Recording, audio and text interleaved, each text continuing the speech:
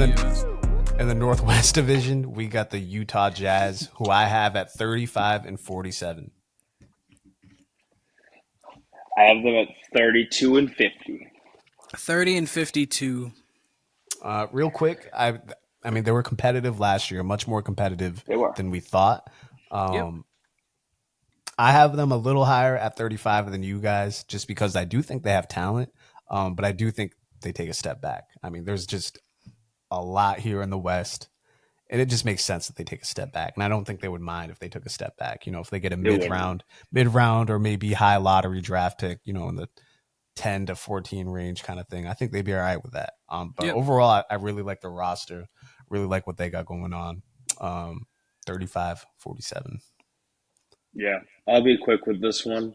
The West, the offenses and teams are too big, too many juggernauts. Jazz are going to fall behind. They played well last year.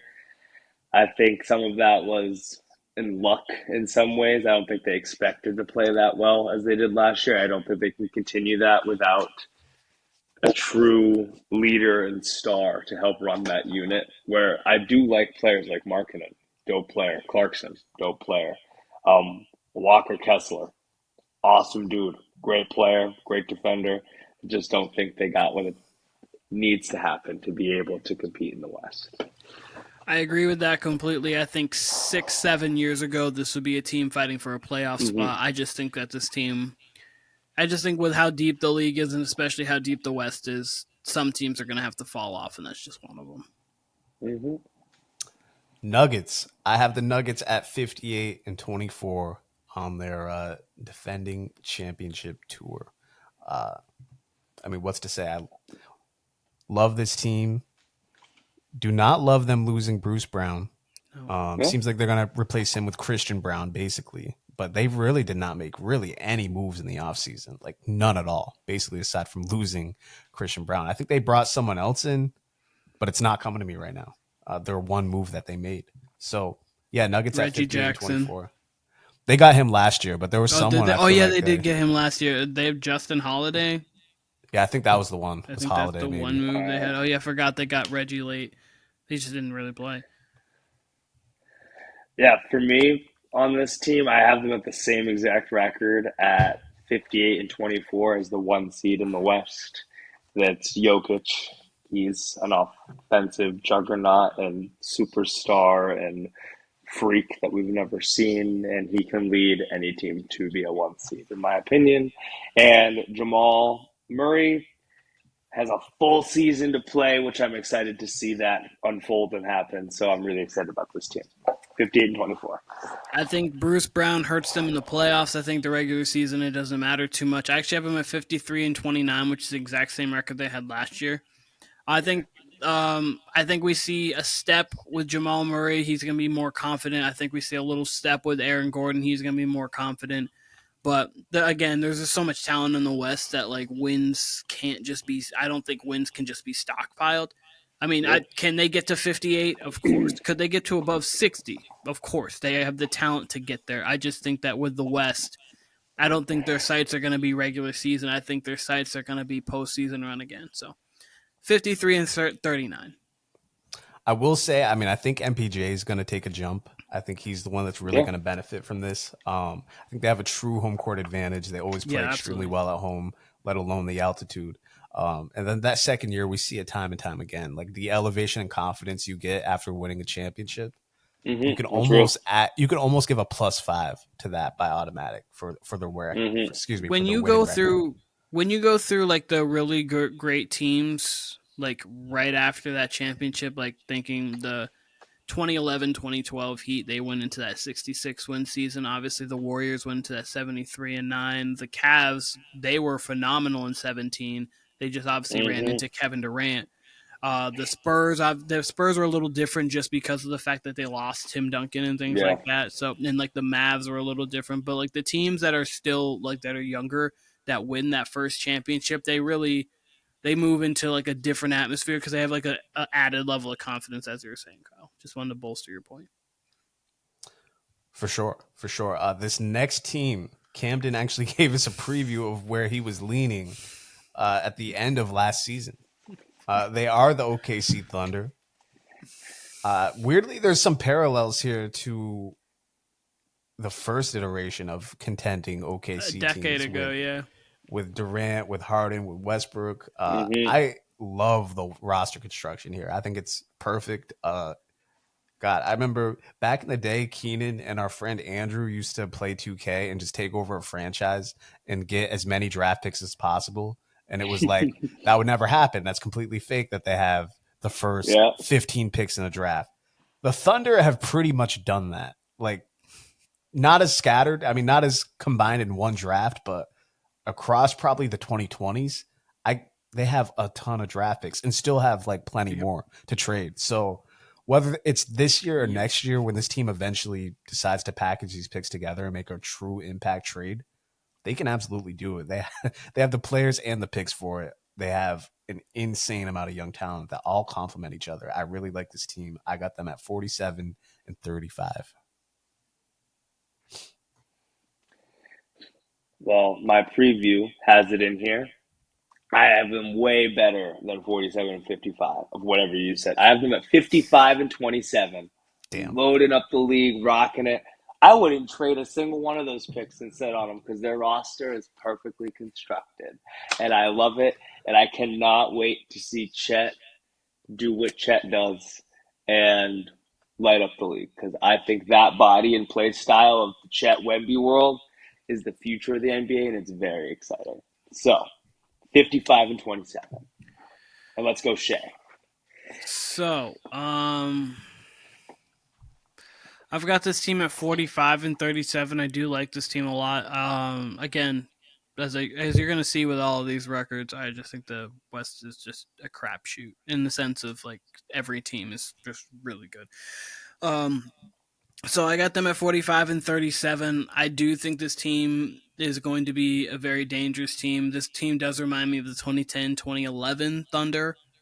Not that they have KD, but Shea's very, very good. And you have that young team. That was a team that I think took the Lakers to 6. And you really just saw the rumblings and the makings of a team that really could compete in the next few years. So they've got it great. They've got it together. They could package those picks for a true star, depending I mean, again, I've brought his name up before, but Donovan Mitchell, if you want out, you could try to see what's there.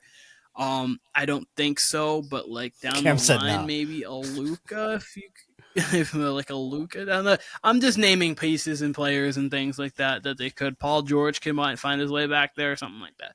But whoever, the Thunder can definitely make this. Are definitely going to be formidable and they're going to be tough. They could be last year's Kings. So Cam, where do you have them exactly? Are they a top 3 seed exactly like you said in June? 3. Number Right at 3. 3. Yep, Okay. they're my All 3 right. seed. Yep. All right. Contending team already. All right. Next, I got the Minnesota Timberwolves. I actually have them one win better than the OKC Thunder. I have them at 48 and 34. They had a lot of health issues last year. I don't see Towns missing as much time, hypothetically.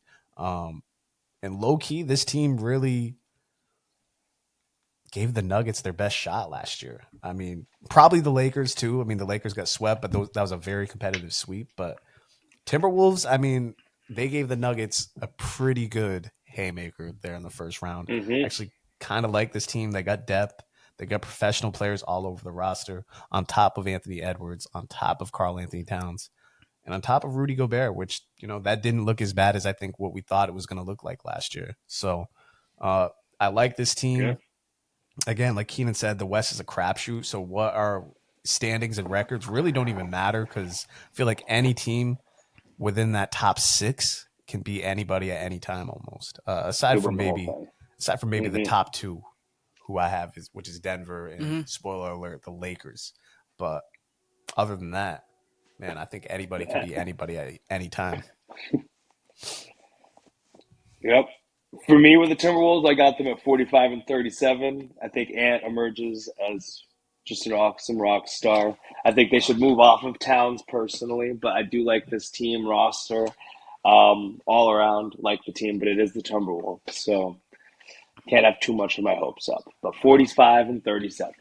I actually have them worse than both of you. I have them at 40 and 32, or 40 and 42. I think if they move off of Towns and they get a good haul, a good trade for Towns, I think this team could be even better. I think the Anthony Edwards, Rudy Gobert fits really well. I think Towns is a little odd there, which is why I always hated, which is why I didn't like that trade.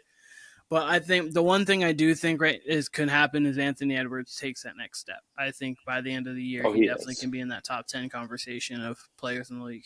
But But, I really comes down to if they trade Towns, I think this team could be better. I think if not, I feel they're just a little odd. so Is you how think I've this team always is felt like they worse? are. You think this team's Hmm. worse with Towns? Yes, I I would agree with I that. think if depending on what you get for him, yes. Like I think if you would obviously just take Towns off and not get anything for him, it'd be Sure. worse because obviously you're taking up. But I think that this team, if you were to trade Towns, just throwing something random out, if you were to trade Towns for like OG and somebody else on that to OG and Gary Trent or something random like that, I think this team could be better because I think this team would be really Anthony Edwards' team and fully just focused around him and his development and his stardom. I guess I'm asking why do you I'd be have them? interested in Why do you have them personally taking in a? him sending him to the Knicks. I guess I'm asking why do you have them taking a step back and under 500 with the collection of just how their I roster's like more constructed. teams in the West than them. Interesting. Okay, I like more got you. Mm. teams in the West than they do. Got you. It Got really you. just has like again this a lot of this just has to do with how good the West is. Like 5 or 6 years ago, I think this team again 48 and 34 for sure. I get it completely. Like when the Utah Jazz were as the number one seeds, like during that time, I think this team could compete with all of those teams. But I just think right now the West is just too good. I really do. All right, Blazers. I actually kind of regret the record I gave them. Kind of want to give them a couple more wins, but I have the Blazers at 28 and 54. Um, I like the collection of young talent on this team as well, especially with the addition of DeAndre Ayton. Um, I guess I kind of feel like they're the Pistons in the sense that they've got a lot of young talent, but how well does it fit? But how can you not love Scoot? Anthony Simons is still, I think he's like 22, and he was emerging last year. He played really well. He can shoot the lights out. You got DeAndre Ayton. You got Jeremy Grant still. Who the fuck else they got? They got more young players. They got Shaden Sharp. Shaden Sharp. Yes, exactly. Shaden Sharp. So they got a really good young nucleus. Brogdon. Brogdon, that's right. They got Brogdon. They've got an interesting team. I'm not sure if Chauncey's the guy to coach Rob this team. Williams. Rob Will, that's right. They got Rob Williams, that's right. Yeah, I really They like got a this. lot, dude.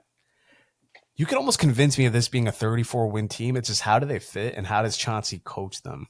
I'm really not sure about Chauncey as a coach. I loved him as a player, but not sure of him as a coach though right now. But maybe. I mean, the more you're naming those players, I mean, you could talk me into 35 wins. It's hard when you got a 19-year-old point guard. That's a lot to handle. That's a lot of egos to manage as a point guard at that age.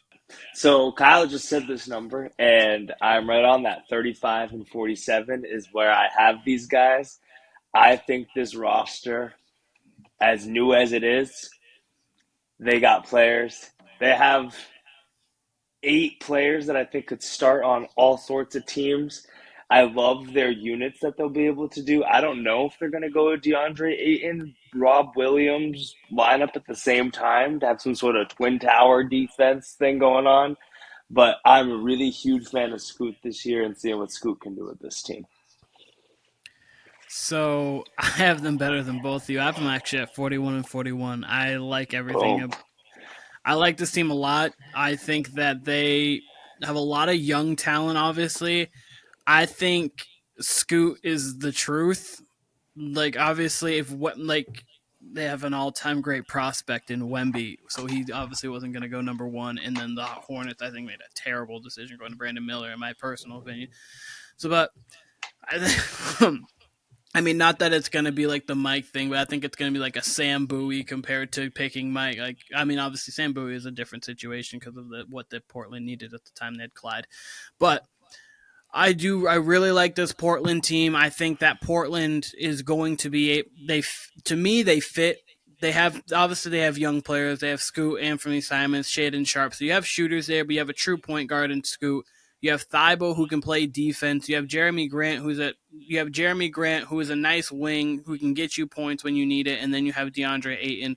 Plus you have Rob Williams who doesn't actually have to start, who can play you 15, 20 minutes, so you can probably preserve his health as well. Obviously he might get injured still, it's Rob Williams, but I just like everything about this young nucleus. Obviously they're young and they're not going to be like contenders or anything like that, but I think that they're definitely play-in contenders for sure. You have them better than the Wolves, though. Mm-hmm. Why is that? I don't hate that. I mean, this is I do. a young I really, team. and if the, I really think Scoot is very, very good and will be instant impact in the NBA. Yep. I agree with that. 41 wins as a 19-year-old. I don't know. If that roster had more fit to it, maybe especially if they had Dame still. But I think they're just really Ayton. new to each other. Like nobody. I think they do. Personally, for me, they do. I think they have a lot of fit. I think they have a lot of fit. I think they do fit. Yeah. And if they had a better go coach. 9, I mean, I think they go 8-9 deep. I agree with that. I don't know. I think Ayton. I agree with Keenan, and this team is nice. I do like the young talent. I just don't know about the fit, especially with the Rob Will Ayton thing. But I think Rob will probably end up being that could be two units, trade piece, though. maybe. Could be. He's like never Ayton. played more than like 25 minutes a game and not got hurt. It's true. And I do like Ayton with the new change of scenery. Like I think that's really good for him. I did not like him in Phoenix. So I mean, in that case, Phoenix definitely won. Or sorry, Portland really won that side of the trade, getting rid of Nurkic and getting Ayton back and Brogdon and Rob Will. I mean, that's a great haul. But you could, I don't know about up to 41, but I definitely could see them getting to 35. 41 though, I mean, shit. If he's at 41, then Scoot's probably getting Rookie of the Year if they get to 41. So, but we'll see. Can't wait. Next, we got the Southwest Division. I got the Grizzlies first, and I have the Grizzlies at 47 and 35. By the way, that look tells me Keenan definitely has Scoot as Rookie of the Year. I got the Grizz at 47 and 35. Very dependent on what Marcus Smart does in the backup role to John Morant in those first 25 games of the season. I think Ja's going to be just fine when he gets back, but I think as I was doing this last night, or maybe before I did it, they lost Steven Adams for the season already. They've already lost Brandon Clark for the season. So they're already thin at big. I'm assuming they'll make a move, especially with them losing each prior to the season. So I would assume someone else is in there by the time we get to January. So I might even dock them a little bit, but I'll keep them right now at 47 and 35. I do like the roster. They do play well without John Morant. And I think they upgraded from Dylan Brooks to Marcus Smart, but we'll see. Some questions here, but overall, I think they're still a good team in the West. Will they be a contending team? We will see. Time will tell. Yeah, I'll be quick with this. I got the Grizzlies at 43 and 39. I think they're okay. Don't love that they lost their bigs. Ja's coming off of some things that I don't really want. I don't know how it's going to affect him, all this stuff. I think Ja has a lot of chances to still be great and do awesome things, but I don't know. It'd be interesting. I don't think Marcus Smart helps this team all that much, to be honest. I really don't. So I got him at 43 and 39 somewhere, and this is interesting and a lot. That's on the lower side of the West for me. So this is where we disagree and things.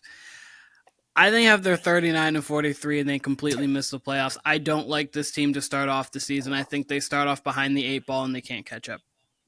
That's fair. I don't see it. They're too well coached. They are far too well coached, and they've played without Ja. They are well. Much. And they got Desmond Bane there coached, still, but I mean, who is one of the better young players with Triple J. I don't know. I don't see it. They got a lot. They got a good nucleus. Luka and Kyrie missed the playoffs last year completely. That's what I'm saying. And they were the 4 seed at that point. Yeah. So Very Like true. I think I have an even better roster that's going to miss the playoffs too. I don't know. The Grizzlies, to me, they just feel like they need a retool, and the Marcus Smart is not the retool. Nope. And I could be dead wrong on this, and they could go back to being what the Memphis Grizzlies have been for the last few years. But I just don't think they start off well, and they just get behind the eight ball. I could see them 8-12, or not even 8-12, like 7-13 to start off. Mm-hmm. And I just think in the West, it's going to be. I think it's starting wise. It's going to be really important to start well in the West. I would agree with you if they had I a agree. choppy coach, but they've proven to have a true culture there, with or without Ja. Taylor Jenkins is one of the best coaches, period, in the Western Conference. So, I mean, if you're going to handicap him without Ja and you're having him insert Marcus Smart there, say what you want about Marcus Smart. He did decent as the point guard in Boston. He made much improvements as a playmaker. Sure. Don't love the depth, so I can see where you're coming from there, and especially now after Steven Adams. Like, I can get behind more what you're saying now with the injury of Steven Adams, for sure. Let's move on, though, because we do got a lot more to get to. Mavericks, I actually have them at 42-40. I have them missing the playoffs again for the second straight year. Oh, all right. I got them at 40-42. So very close, but I have them below 500. I have them at 44-38, which really isn't too far off from where you guys are. I do have them making the playoffs, though. I do too. I do I wish they would have gotten Thibault for their sake. I think them not getting Thibault is tough because that would have been a nice defender for them. It's hard for me to see Luka completely missing the playoffs back-to-back years. I think they will have enough there, especially with a full season of Kyrie and Luka, that they'll be able to sneak out a little above a 500. I was with you until you said full season of Kyrie. We haven't seen a full season of Kyrie since what? The Cavs? I more so meant Kyrie and Luka having time to understand how to play with each other.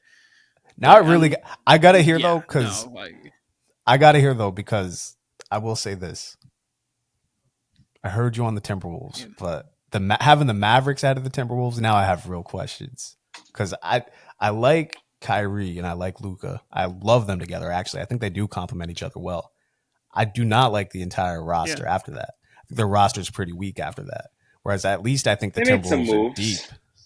They did make some moves. But I think the Timberwolves are a legit deep team. Well, I think the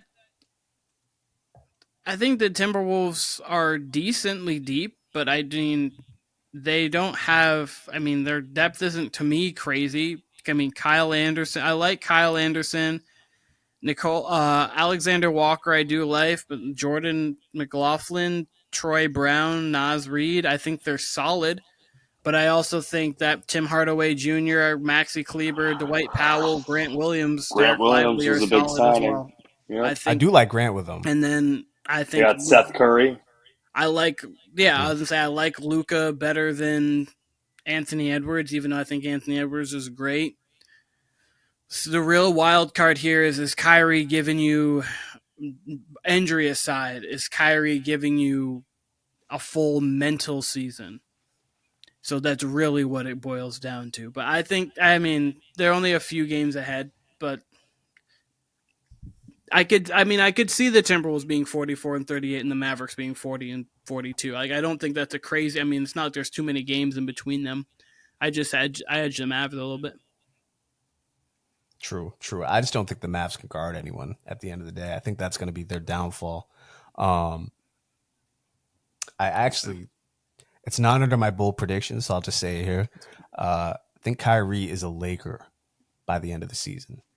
Do not think he will finish the season with the Mavericks. Where are we now? Pelicans. I have the Pelicans at 46-36. I think Zion, I think we get more games of him. He's actually in shape for once in his life, and he was wrecking people when he was out of shape.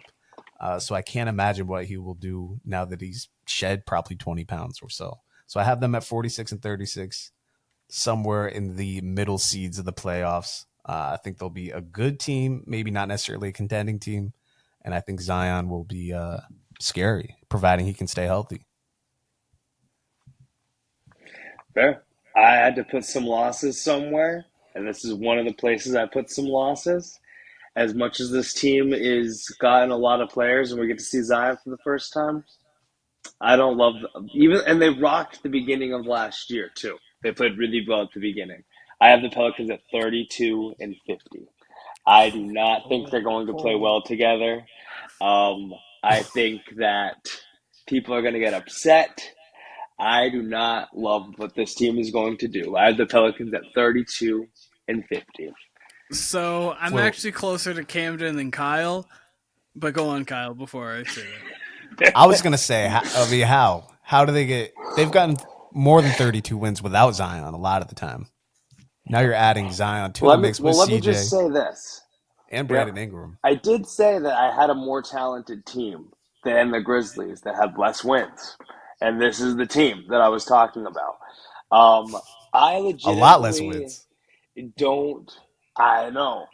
I don't know how this team fits. I don't love CJ as a point guard. I like Brandon Ingram as a player, but this team has been working for this for a long time, and I don't like what they've got going on.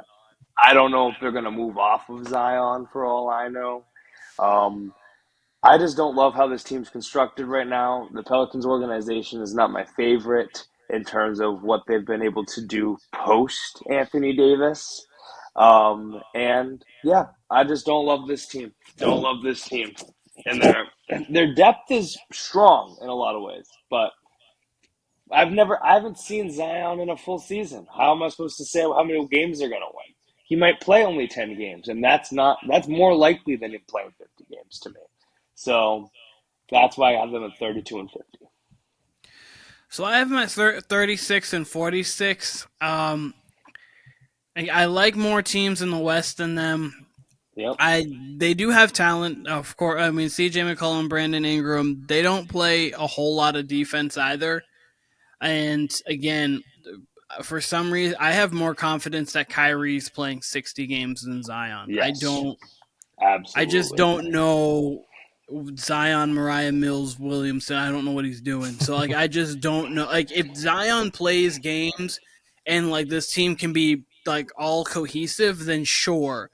But if Zion's not there, I don't think CJ McCollum and Brandon Ingram with Jonas Valanciunas gets it done in the West.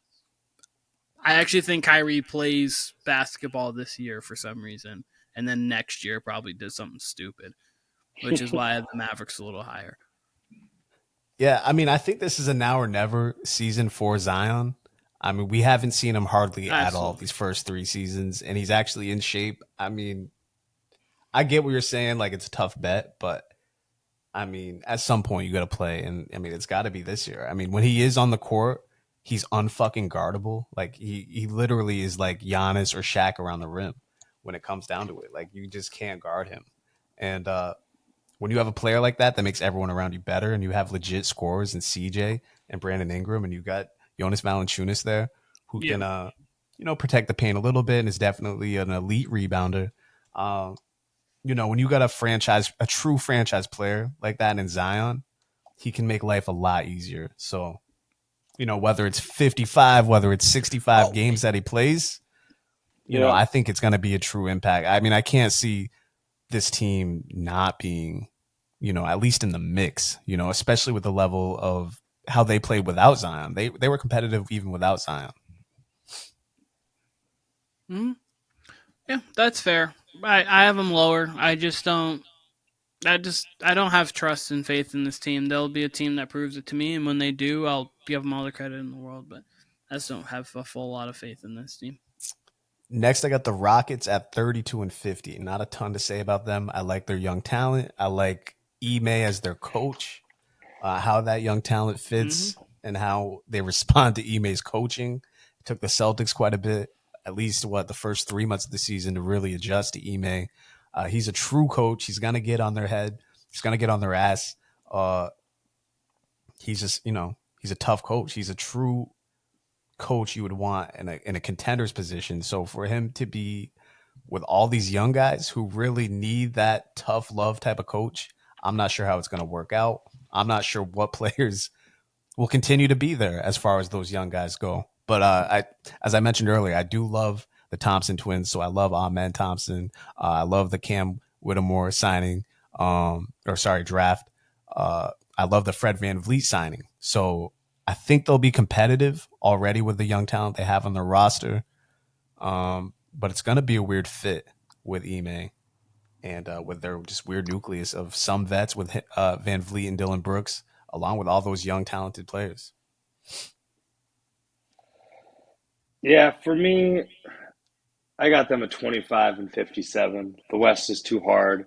They're too young. Their signings to me were a little strange. I don't even fully know what their offense will look like with Jalen Green, Dylan Brooks, and Fred VanVleet. I don't love a Fred VanVleet, Jalen Green backcourt.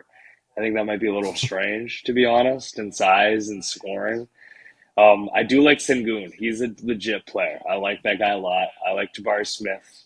So they have talent, but they're too young and not like Ime can bring a team up like this, but it's going to take time. And this is not their year. So this is rebuilding, figuring out who we are. 25 and 57. I have them 29 and 53. I think this is a team where you're going to see, okay, is Jalen Green a guy we can build around, or is a guy that we might not be able to? Is Sengun really is he going to even take that more of the next step? I think it's really going to come down to those kind of things for this team. The West is too good. They're not going to compete, but that 29-53. And last, we got the Spurs, who I actually have at 29 and 53 as well. I think they're going to take their time with Wemby, which is insane because I think he's an impact player right now. And I think they could be in the 35 to 37 wins if they really were just like, okay, Wemby, go out and play kind of thing. He's outstanding. He is absolutely outstanding. I think he's going to do at least 10 to 12 to 15 things, whether it's on defense, whether it's on offense, whether it's just him floating around on the court. I think he's going to do absolutely ridiculously athletic and freakish things on the basketball court that we have never seen. So it's 29 and 53 really as a baseline. I can't imagine them losing more than that. But I don't know. I could see this team winning more, but I think by all accounts, it sounds like they're going to take the slow road with Wemby. But I think they could be competitive right away. I truly do. Sorry for all my rustling. All my things are dying. But No worries. there we go. For me, I got the Spurs at 31 and 51. I think Wemby is an impact player. They're going to have a lot of fun using Wemby this year, and can't wait to watch this team. But they're young, they're new, and one player isn't going to – like Wemby is as good as people say he is. I just don't think he's going to get them up to a playoff standing point yet by himself with this roster currently constructed. So 31 and 51 for the Spurs. Here's the thing. I think that about halfway, I think they're going to try to be like cautious with Wemby, and I think halfway through the season, he's going to make a difference enough to where they're just going to be like, no, like we're going to allow him to play more, and I have them at 41 and 41. I really think between him and Scoot, I think are going to be two rookies that are going to be able to take their respective rosters a lot of places. I like Keldon Johnson. I like Devin Vassell. I like Trey Jones. And then I think this is going to be a resurgence for Pop coaching. I think him coaching bad teams has been. I think this is going to be a resurgence where he's going to be like, you're going to see games won off of his smart coaching. And again, this is contingent on Wemby playing 68 to at least 68, 70 games. If he doesn't, I am completely in line with Kyle. I think it's 29 and 53, something like that. Yeah. But I do, for some reason, I have a feeling that halfway through the season, they're going to just say, this guy's too good. We can't. He should play 65 games. You should play your rookie star that much. I'm hoping he plays 65 games. Mm-hmm. And if that's true, I do think he's gonna be too good to where they don't win at least damn near half of those games, and then you will win some games without him in the lineup. So they should be able to get conceivably to at least 34 wins. But I don't know. I just can't wait to watch his level of talent. I mean, it's crazy because 41 and 41 is really contingent on him playing a lot. If he doesn't play, like if they shut him down after like 40, then that's out the window. And I'm gonna be wrong on it completely. That's completely out the window. I don't see him playing like 40. I could see them playing like 58 to 60, but he really should play 65. And I agree with you. I like their other young pieces like Keldon Johnson, like Devin Vassell, like Jeremy Sochan. I love their young pieces. He's another guy. I don't think he's starting PG too. I can't wait to see him play that. Yeah, and I wish they had a little more on their bench. Like I think they could have got someone like Austin Reeves this year and just went for it immediately and been a playoff team. Yep. But we'll see. I really do think he's going to be too good for them to just hold back because he's just an immediate impact guy. Pacific Division, the most fun division in the Western Conference. We'll start with the Clippers. We got the Clippers first, who I have as a play-in team at 43 and 39.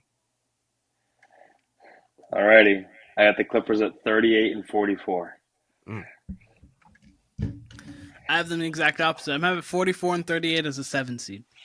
I think that they have the potential to be a 50-plus win team. You have to bake in Kawhi missing time. You have to bake in Paul George missing time, probably. I mean, he's a guy who possibly could, but he's been missing time multiple.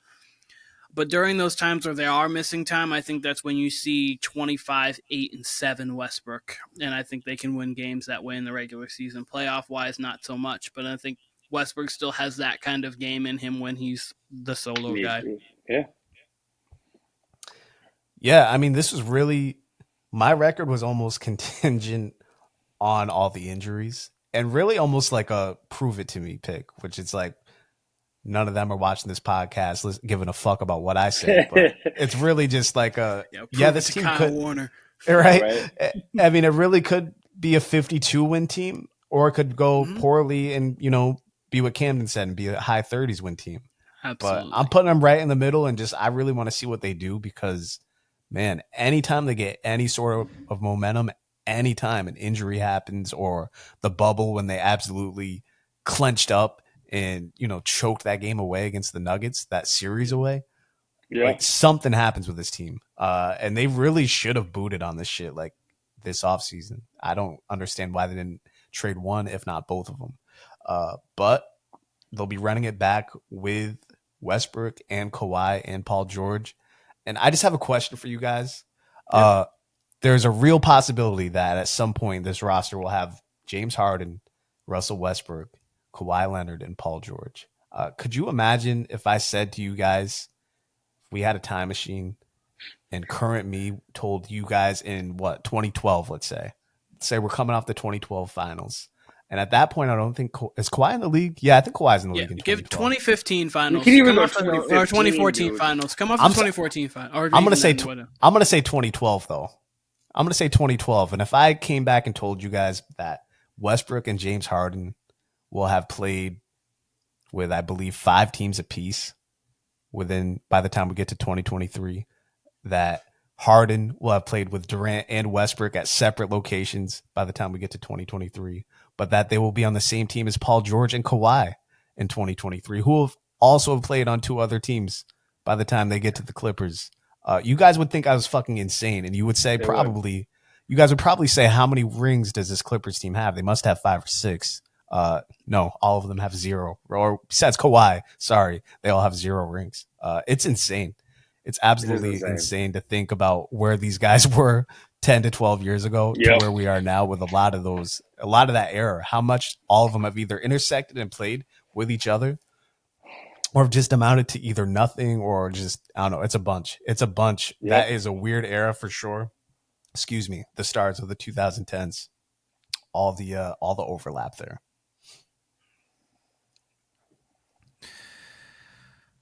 Yeah, no, I don't. It just makes no sense to me. You have a two-time Finals MVP and a two-time champion. You have a guy who's a perennial All-Star and was in the MVP conversation one year. You have two other MVPs, if Harden does go there, on one roster, and you only got one. You got two championships, but one championship as like what Kawhi is the main guy out of all of them. It's crazy to me. And It out is of all of them, you have one Finals appearance past that Thunder one.